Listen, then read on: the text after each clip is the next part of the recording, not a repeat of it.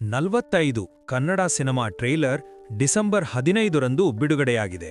Hat trick hero Shivaraj Kumar, real star Upendra ಮತ್ತು ರಾಜ್ ಬಿ ಶೆಟ್ಟಿ ಈ ಮೂವರು ದಿಗ್ಗಜರು ಒಟ್ಟಿಗೆ ಸೇರಿರುವ ಈ ಪ್ಯಾನ್ ಇಂಡಿಯಾ ಚಿತ್ರದ ಟ್ರೇಲರ್ ಹೇಗಿದೆ, ಅದರಲ್ಲಿ ಏನೆಲ್ಲ ವಿಶೇಷ ಇದೆ ಅನ್ನೋದರ ಕಂಪ್ಲೀಟ್ ಅನಾಲಿಸಿಸ್ ಈ ವಿಡಿಯೋದಲ್ಲಿ. ಮೊದಲಿಗೆ ಈ ಸಿನಿಮಾದ ದೊಡ್ಡ ಶಕ್ತಿ ಅಂದ್ರೆ ಅದರ ಸ್ಟಾರ್ ಕಾಸ್ಟ್.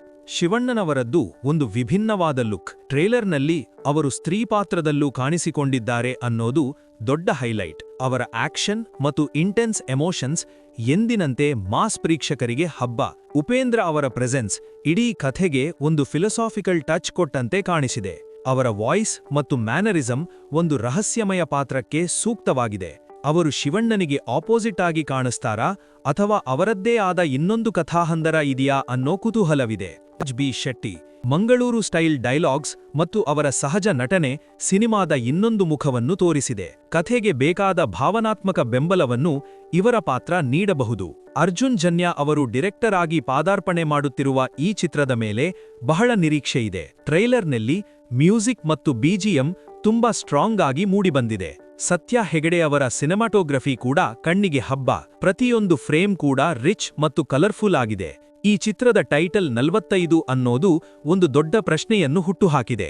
ಸಾಮಾನ್ಯವಾಗಿ ಸನಾತನ ಧರ್ಮದಲ್ಲಿ ಒಬ್ಬ ವ್ಯಕ್ತಿ ಮರಣ ಹೊಂದಿದ ನಂತರ ಆತ್ಮಕ್ಕೆ ಮುಂದಿನ ಪಯಣ ನಿರ್ಧರಿಸಲು 45 ದಿನಗಳ ಅವಧಿ ಇರುತ್ತದೆ ಎಂಬ ನಂಬಿಕೆಯಿದೆ. ಟ್ರೈಲರ್ ನೋಡಿದರೆ ಇದು ಕೇವಲ ಆಕ್ಷನ್ ಸಿನಿಮಾ ಅಲ್ಲ, ಬದಲಿಗೆ ಪಾಪ, ಪುಣ್ಯ, ಜೀವನ, ಮರಣ ಮತ್ತು ಆತ್ಮದ ಪಯಣದಂತಹ ಗಹನವಾದ ವಿಷಯಗಳ ಬಗ್ಗೆ ಮಾತನಾಡುತ್ತಿದೆ ಎನಿಸುತ್ತದೆ.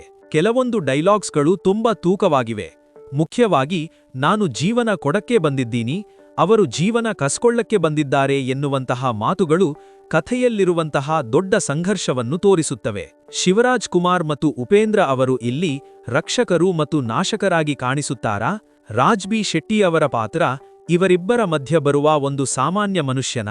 ಈ ಮೂವರ ಕಥೆಗಳು ಹೇಗೆ ಒಂದು ಬಿಂದುವಿನಲ್ಲಿ ಸೇರುತ್ತವೆ ಎಂಬುದೇ ಮುಖ್ಯ ಸಸ್ಪೆನ್ಸ್. 45 ಕನ್ನಡ ಚಿತ್ರರಂಗದಲ್ಲಿ ಒಂದು ಹೊಸ ಪ್ರಯತ್ನ.